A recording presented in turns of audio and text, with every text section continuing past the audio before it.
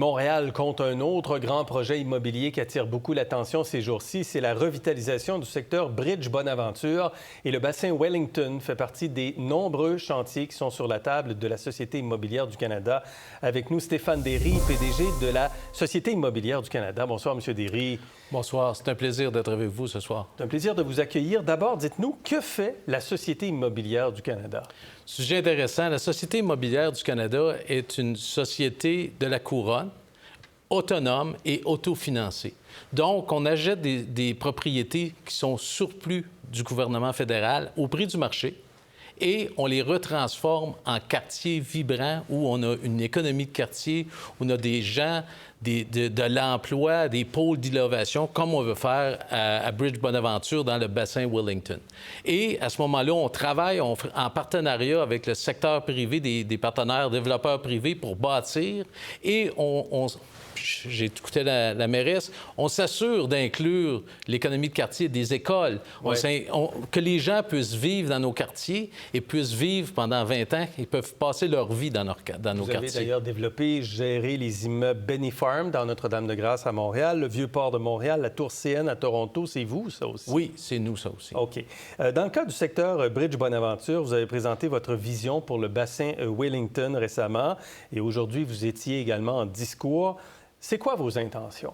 Nos intentions, c'est vraiment c'est un site contaminé, un site industriel. Et notre intention, c'est vraiment de revitaliser ce site. Les gens de Montréal voient ce site en friche depuis des années. Nous, on veut la décontaminer, environ 80 millions de dollars, décontaminer, bâtir un environnement où les gens vont pouvoir avoir accès à l'eau.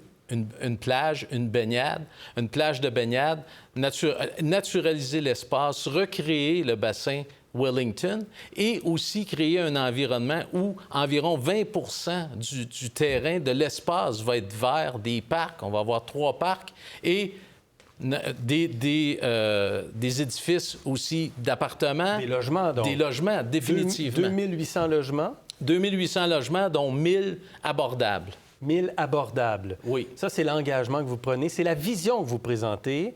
Oui. Mais à quand l'appel des terres?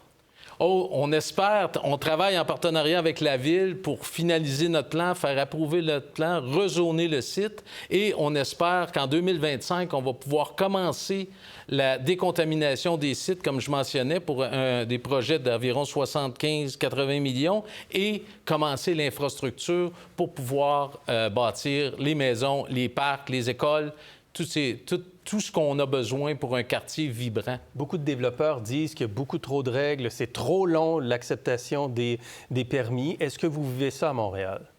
Je vous dirais que c'est un secteur, ça dépend des projets. Il y a des projets qui sont simples. Quand on a un terrain non contaminé, qu'il n'y a pas d'enjeu, c'est beaucoup plus facile. Quand on travaille toujours en partenariat avec le secteur privé.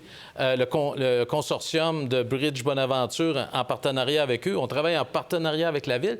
C'est des sites qui sont assez compliqués, qu'on pense à la Pointe-du-Moulin aussi, qui est dans le secteur Bridge-Bonaventure, avec des murs de soutènement et tout ça. C'est des secteurs qui sont très compliqués, des sites qui sont très compliqués, donc ça prend plusieurs études. C'est un peu normal que ça prenne un peu plus de temps qu'un terrain vague.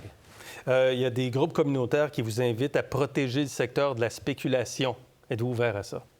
On est ouvert à travailler avec, puis c'est ça qu'on a fait pendant la dernière année, depuis début 2023. On a fait des tables de concertation, on a fait de la mobilisation citoyenne avec plus de 70 organismes, des politiciens, le secteur privé, des organismes à but non lucratif. Hors spéculation.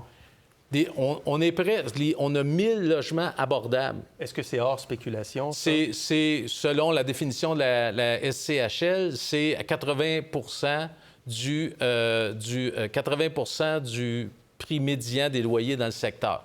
Mais on veut que ces loyers-là soient gérés par des organismes à but non lucratif. Donc, ça va garantir la pérennité des logements à prix modique, abordable, pour qu'ils restent abordables. Donc, on ne regarde pas à un 10 ans ou un 15 ans, là, puis que ça soit revendu. On veut que ça soit géré par des organismes à but non lucratif qui gèrent des loyers abordables. Vous avez dit dès le départ que vous rachetez des surplus du gouvernement. Le gouvernement fédéral a annoncé cette semaine qu'il voulait transformer beaucoup de choses qui sont fédérales présentement.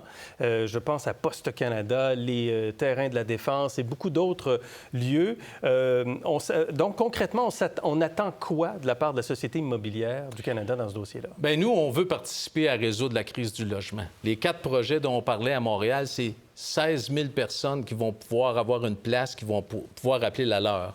Nous, on est très heureux du budget 2024 parce que vraiment, ça l'agrandit et ça renforce le mandat de la Société immobilière. En plus de travailler sur des propriétés qui sont excédentaires du gouvernement fédéral, là, on va pouvoir travailler sur des propriétés avec Poste Canada, avec la Défense, qui sont sous-utilisées puis qui ont encore besoin, mais sur lesquels on pourrait bâtir, et des propriétés qui sont actives du gouvernement du Canada. Donc, peut-être, où il y a un bureau de poste et qu'il y a un marché, on peut bâtir des appartements au-dessus du bureau de poste. Il y a un potentiel de combien de logements, là, quand vous lisez le budget pour vous? Le budget parle d'environ, sur les terres fédérales, 250 000 logements d'ici 2031.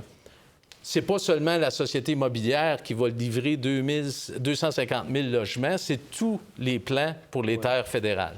On a l'impression, cependant, que certains projets prennent du temps. Le silo numéro 5, par exemple, la pointe de Longueuil, qui sont soumis depuis longtemps à toutes sortes de choses qui sont promis depuis longtemps.